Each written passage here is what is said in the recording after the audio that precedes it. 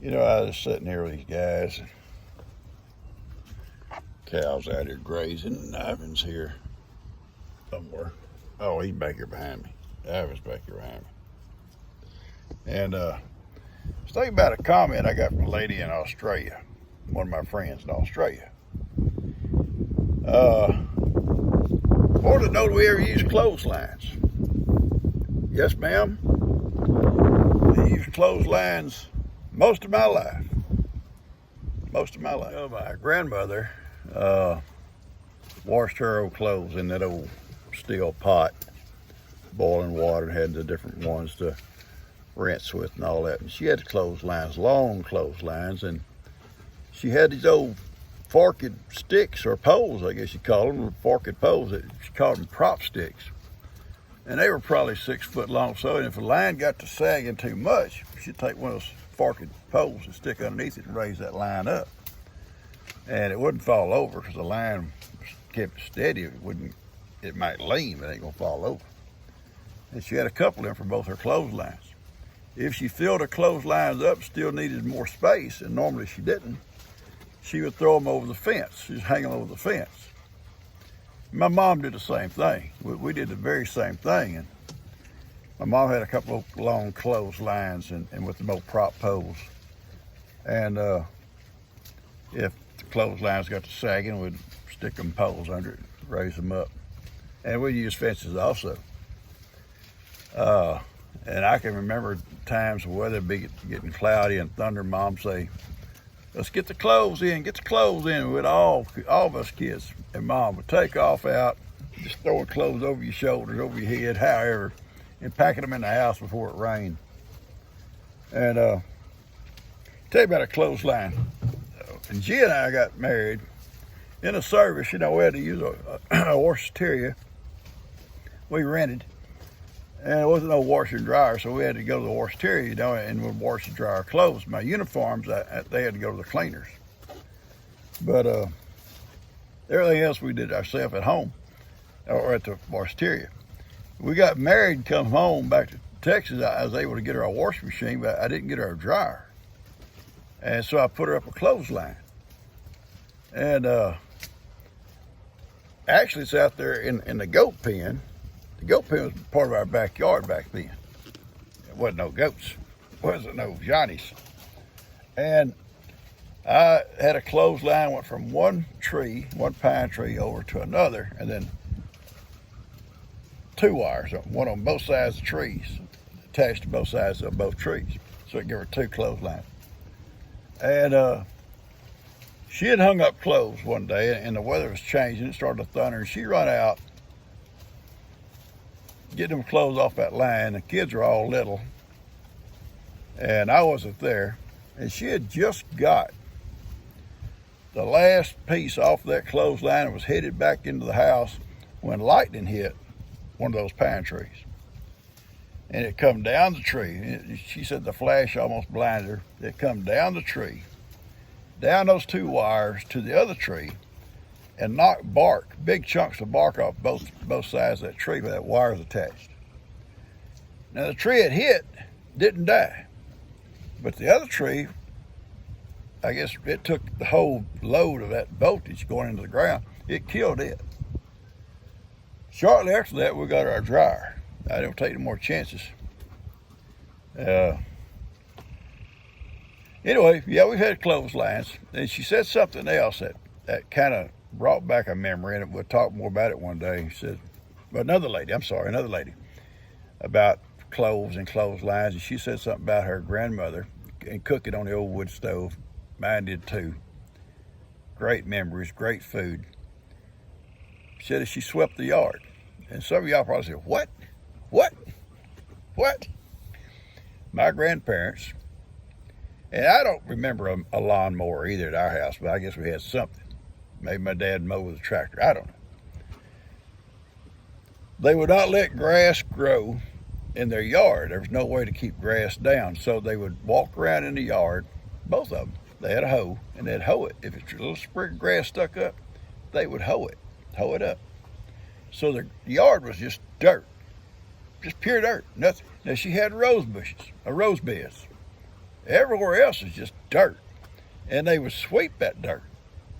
Not sweep it out of the yard, they'd sweep it and make it smooth.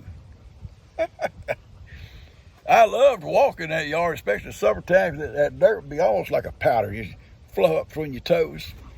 I always went barefoot. Oh, yeah. I just kind of, on purpose, do my feet like this. That dust would come up between my toes. Yeah, I'd be covered in dirt time I come home. That was great. Bill, yeah, they swept the yards. And she said that. I thought, yeah, I remember that. I remember that. We'd go to visit or something, and they'd be out there sweeping, making it all smooth, manicured dirt. I loved it. Hey, baby. I was thinking about also my grandmother. My grandmother would also iron her sheets and pillowcases.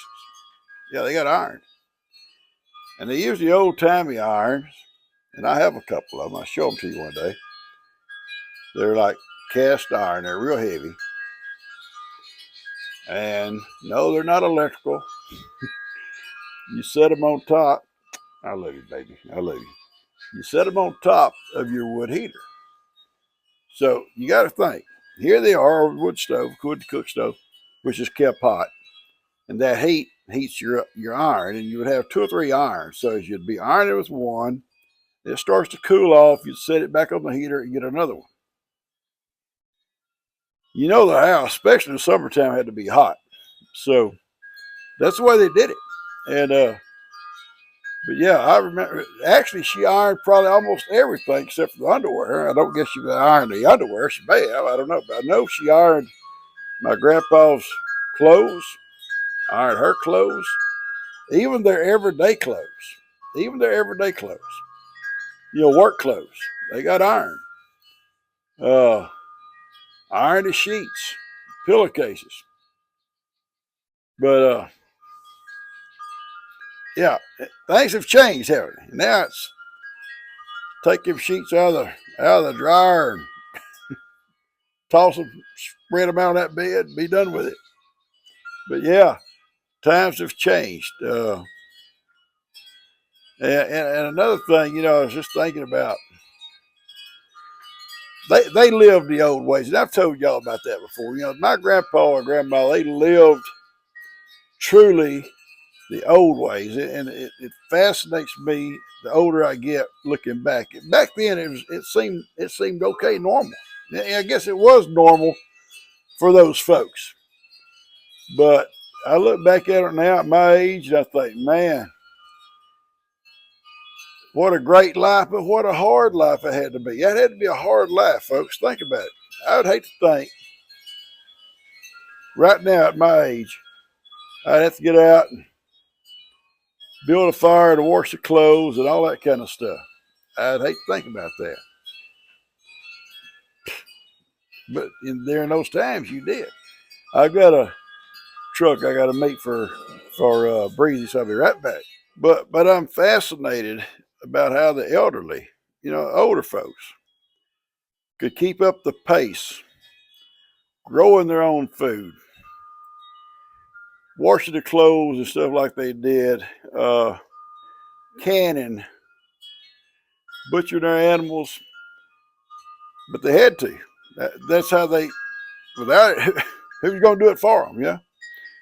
But I'm fascinated by that. And I look back at my grandparents, and I'm fascinated with what they did and how they did it. And even though, when we could, we helped. I know as they got older, my dad and us would, help take firewood to them, make sure they had plenty of firewood, because they cooked with wood. They heated with wood. And they cooked with wood year round. I mean, summer also. And my mom, they didn't drive. So my mom would, once a week or so, where they need to, she'll take them to town. And they'd go. I know that one time they'd have to go like once a week to the ice house, because their refrigerator, what we call a refrigerator, was an ice box. This truly was an ice box. It had a top compartment. It was insulated. You put a block of ice up there. big old block of ice, 25 pounds, 50 pounds, whatever it was. And you closed it. And that cool air, not cold, but cool, would filter down into the bottom of the bottom box. That's where you kept stuff, trying to keep stuff cool. My grandpa would keep his milk cold by lowering it down in the well in a jug with a rope tied to it in that cold water, and it would be ice cold. And I don't know what all they kept in the ice box. I don't remember, but they kept things in the bottom that would keep things cool, not cold. But that was like a weekly trip to get their ice. And but I look back at all these old folks, not just my grandparents. They were everywhere. You probably got some ancestors or parents or grandparents that did the same thing. They fascinate me with not only their abilities to provide for themselves and their families, but their fortitude. Fortitude, maybe that's the right word. I don't know. Their endurance. And they had to do it. It didn't matter if they were sick. They had to do it. No matter how bad they may have felt, cold or flu or whatever, time for the cow to get milk, she had to get milked. That's just the way it was. Okay. Yeah, it didn't matter what had to be done. It had to be done. It didn't matter. No matter how you felt. And hopefully you had kids, or you had your wife or your husband that kind of helped pick up the slack. Old folks always, I admired them. I truly do. I don't think I could keep up the pace they did. Looking back, I don't know. But the lady, in Australia, asked me about the clotheslines. It just reminded me of all that, and that stuff just comes flooding back. Then the lady talking about sweeping the yards. Who would sweep the yard? But they did. I remember that. And that's great memories. But I loved walking in that dirt in the summertime. But I'll tell you something else. Now listen to this. There wasn't no such thing as air conditioning, stuff. They didn't have fans or anything like that. They didn't have electricity for years. They didn't have electricity. My grandpa and the old windows, no screens on the windows. The mosquitoes would be horrible. Mosquitoes would carry you away. They'd carry you away. And my mom told this story. She says, my grandpa would go out in the barnyard, now get this, and get some dry cow poop. And he'd get it to burning in a pot, in a big old pan or pot, whatever you call it, and take it in and sit on top of the wood heater in the house. And it was just kind of like smoke. Just smoke. Not a fire, it would just be smoke. Sitting on top of that wood heater. The house would fill up with smoke. It would drive all the mosquitoes out. And they would sit out on the porch and talk and sing songs or whatever, My grandpa was a great Christian man, and he'd tell Bible stories and scriptures and stuff. And they'd sing songs. And at a certain time, at bedtime, he'd go in and get that pot, bring it out, and just sit out there in the yard, let it just keep smoking. It'd probably smoke all night. And then I'll go in and go to bed. And I said, Mom, it had to smell. She said, yeah, you can smell the smoke. I mean, it wasn't so bad it was going to choke you. She said, yeah, you can smell it. But didn't it make your clothes smell like? She said, yeah, I'm sure it did. But she said, everybody did it. So we went to school. We didn't know. All the other kids smelled the same. I love the most stories. I truly love the most stories. I was looking at myself, I need to shave. That's pitiful. That's pitiful, Papa. I love you guys. I'm going to cut this off. Just sit here and enjoy the afternoon. Johnny is staying in. I'm so happy. He spends the night in the hen house because I'm afraid he may try to come over one morning before I'm awake and I'm up. I get up early, but Johnny is up early too. Johnny's an early riser. And I'd hate for it to try it and get hung in a fence before I got up. I would be there hippie. Hope we don't do it at all. I'm afraid it would break a leg or something. So I pin him up with the chickens at night, and Sophie likes to go in there with him, and Carrie will too. All three, they want to go in. And they all spend the night in the chicken house. And then the next morning I go let them out. But he looks at the fence. He looks, walks and looks. He talks to me about it. Oh, he's mad. I'll be sitting on the back patio drinking my coffee. And he goes, bah, Papa, bah. But he hasn't tried it. I love you guys. Y'all take good care. Hope you enjoyed this.